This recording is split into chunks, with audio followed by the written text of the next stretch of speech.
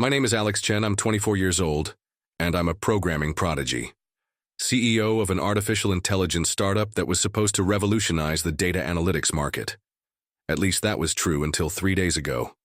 For the past 3 years, since my final semesters at Stanford, I dedicated every free hour, every weekend, every holiday to turning a few lines of code into a company worth $2 million on paper.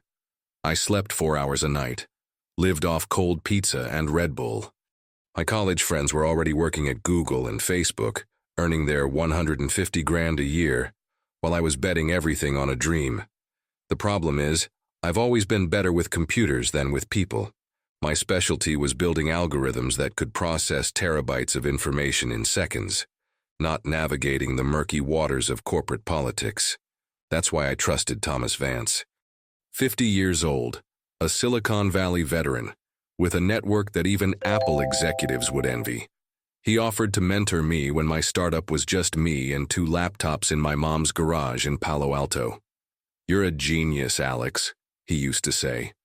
"But you need someone who understands how this world really works." I believed him. Like an idiot, I believed him. Thomas helped me land our first angel investment, $400,000 from a fund he personally knew. He introduced me to other entrepreneurs, taught me how to pitch to investors, even took me to fancy restaurants in San Francisco where $1 million deals are made between appetizers and dessert. For 2 years, our partnership worked. He handled the business side while I focused on what I did best, code. My AI could predict market trends with 87% accuracy. Companies like Netflix and Amazon started showing interest. We were on the verge of closing a $5 million Series A. That's when Thomas showed his true colors. The meeting was scheduled for a Tuesday morning. Our office in Mountain View, the low-rise glass building we were renting for $3,000 a month. I thought it was to finalize the terms of the Series A. I arrived 10 minutes early, as always, carrying my MacBook and a folder with technical documents. The conference room was packed. Thomas, of course, but also 3 men in suits I'd never seen before. A corporate lawyer, I later found out. 2 board members Thomas had appointed when we secured our first round of funding. People I had trusted to make key decisions about my company. "Alex, have a seat," Thomas said with a smile that didn't reach his eyes. The documents were already on the table. My removal as CEO, claims of mismanagement, lack of business vision, unanimous board decision. I had 24 hours to clear my desk and hand over all company access. "You're a genius, Alex," Thomas repeated, but this time his tone was different, patronizing. "But this company needs an adult in charge. The code is ours now." I stayed silent for maybe a full minute. They were expecting an outburst, shouting, threats of a lawsuit. Instead, I picked up the pen and signed where they pointed. I negotiated only a small symbolic share of the company, 3%, crumbs.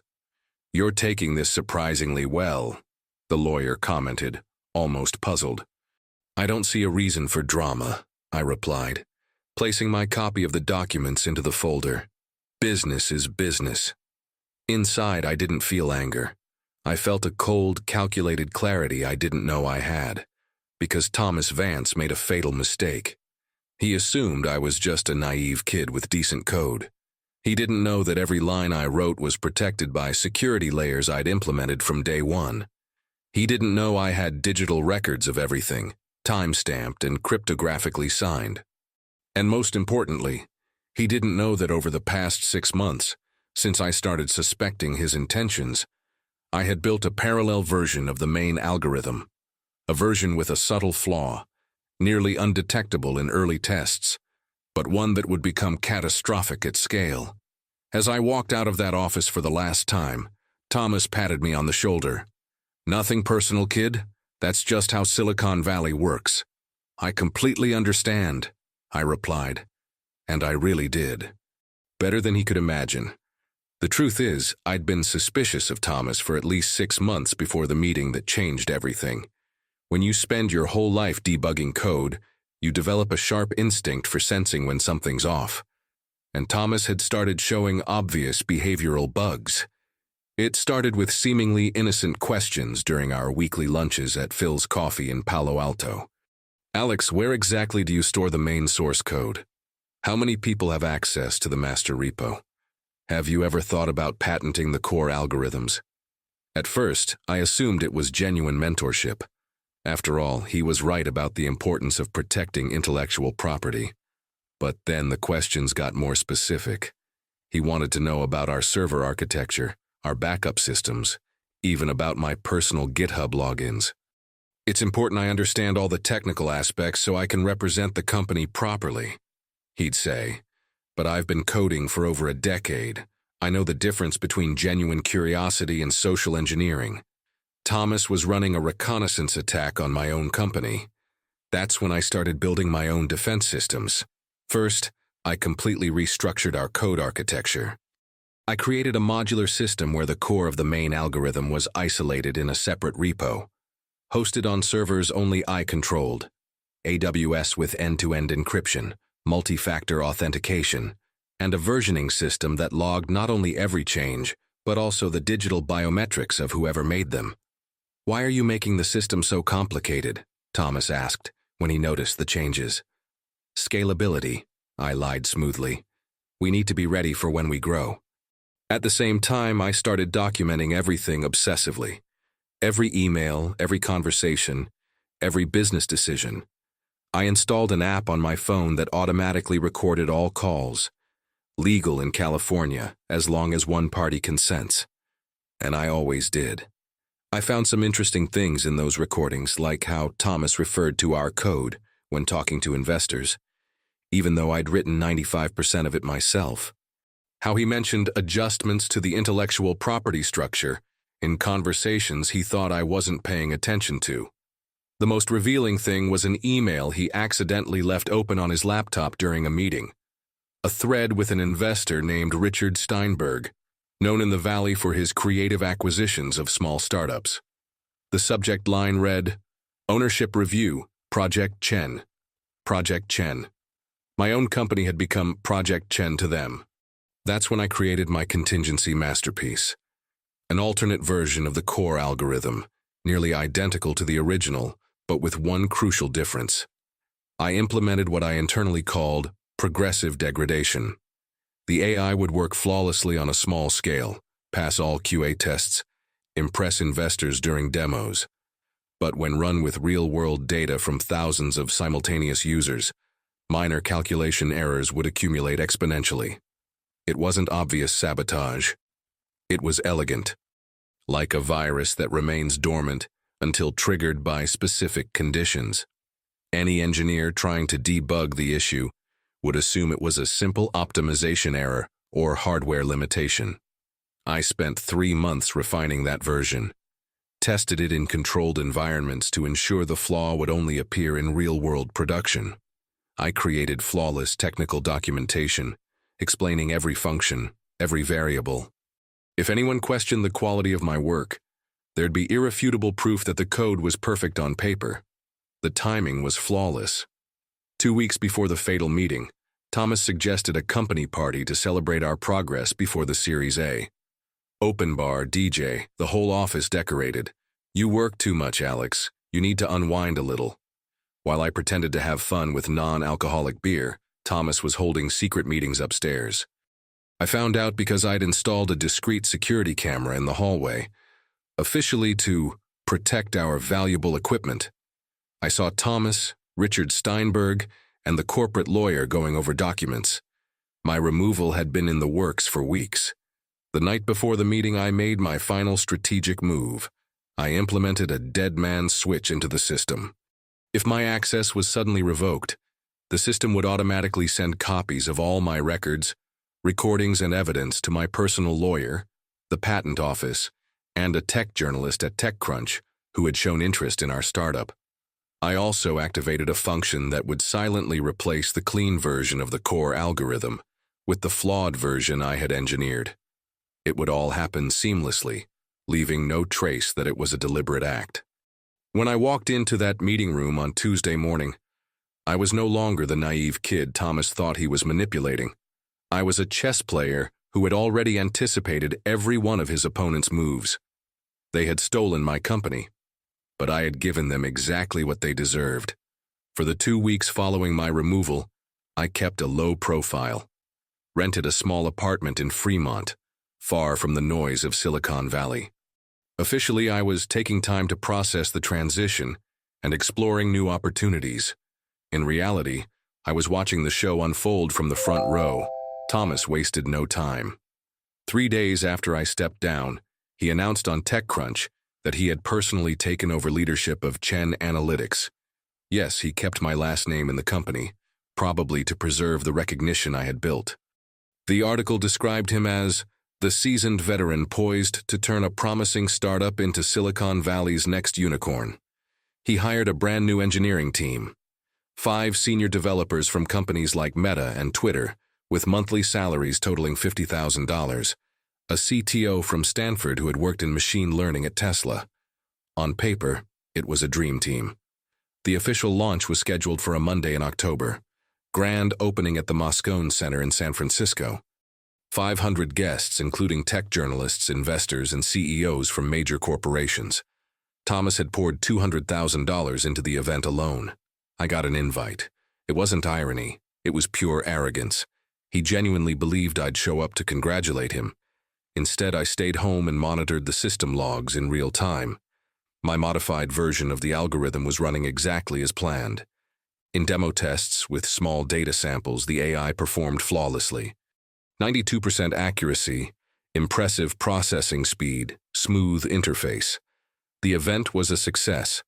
Thomas gave a polished presentation, showcasing how the AI could analyze consumer behavior patterns for e-commerce companies. The audience was impressed. By the end of the night, he had pre-contracts worth $2 million with 3 major clients. Wednesday is when the problems began. My phone rang at 6 p.m., unknown number, but I recognized the voice immediately. "Alex, we need to talk," Thomas said, trying to sound casual. "We're experiencing some minor technical challenges." "Technical challenges?" "Nothing serious. A few intermittent bugs when running analyses on larger data sets. I thought maybe you could take a quick look as a freelance consultant. I'll pay well." I hung up without replying. By Thursday, the intermittent bugs had become critical system failures. The AI that had worked perfectly during the demo was producing completely inaccurate results when processing real client data. Worse, the errors were inconsistent. Sometimes it worked, sometimes it didn't, making it impossible to pinpoint a pattern. Thomas called me 17 times that day. I didn't answer a single one. By Friday, it had escalated into a full-blown PR crisis. One of the clients who had signed a deal during the event, a retail company with 200 physical stores, was threatening to sue for damages. The AI had advised them to heavily invest in products that ended up tanking, resulting in a $300,000 loss. That's when Thomas showed up at my door. "Alex, for God's sake, I need your help," he said, clearly desperate. He had deep bags under his eyes, and his $500 shirt was wrinkled. "Something's wrong with the code." "My team can't figure it out." "Your code," I corrected calmly. "I recall you made it pretty clear it wasn't mine anymore. Look, maybe the transition was a bit abrupt, but we can work something out. I'll give you 10% of the company back, plus a $200,000 salary as CTO. I just need you to fix this bug." "There is no bug, Thomas. My code is solid. It always has been."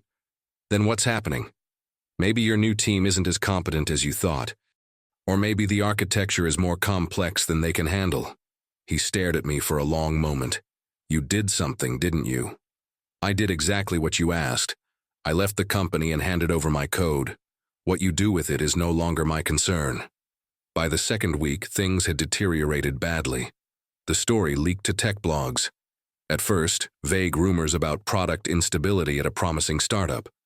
Then anonymous sources, definitely not me, started revealing details about the hostile takeover of a young programmer's company. The TechCrunch journalist on my contingency list published a devastating article, "The Unicorn That Became a Trojan Horse: How Predatory Mentors Destroy Promising Startups." No names were mentioned, but the details were clear enough that anyone in Silicon Valley knew exactly who it was about. Thomas tried to do damage control. Hired a PR firm to manage the narrative. gave interviews defending his business decisions, even suggested I had sabotaged the code out of revenge, but couldn't prove anything because, technically, the code was flawless. And it really was. Every line had been written with mathematical precision. The problem was they didn't understand that mathematical precision can be used both to build and to destroy. Within 3 weeks, Chen Analytics had lost all its clients, was facing 2 lawsuits, and was burning through cash faster than a crypto startup in a bear market. Thomas had mortgaged his house in Los Altos to keep the company afloat. When he called me one last time, I almost felt sorry for him. "Alex, please, I made a mistake, I admit it. But don't let this destroy everything we built." "We didn't build anything, Thomas. I built. You stole." "What do you want, money? Full control of the company?" "I'll give it all." "I don't want anything from you. I never did." The call ended in silence. The opportunity that changed everything came through an unexpected email. Dr. Sarah Kim, VP of Research and Development at NVIDIA, had read about my story through the media leaks. More specifically, she had recognized my digital signature in snippets of code circulating in machine learning forums. "We're looking for someone with your expertise to lead our new ethical AI division," she wrote. "Your track record of protecting intellectual property and your technical approach are of great interest to us." The meeting was in Santa Clara, at NVIDIA's main campus. It wasn't a traditional interview.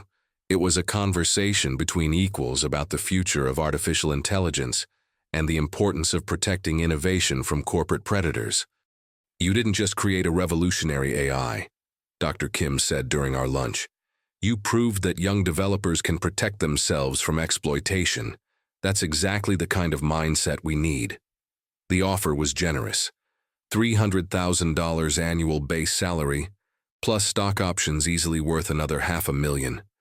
Full autonomy to build my own team, unlimited research budget, and most importantly, full intellectual property ownership over anything I developed. I accepted on the spot. Meanwhile, Thomas was scrambling to keep Chen Analytics on life support. The company had burned through nearly all its initial funding on an overqualified team and desperate attempts to fix problems that were fundamentally unfixable, at least without access to the real source code.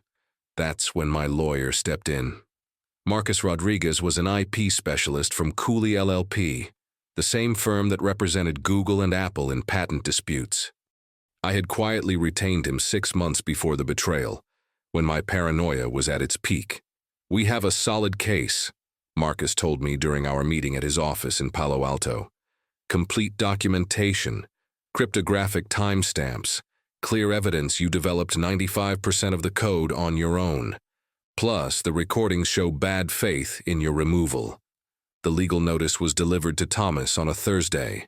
Copyright infringement, misuse of intellectual property, breach of fiduciary duty. We were demanding $15 million in damages, plus full return of all rights to my algorithms.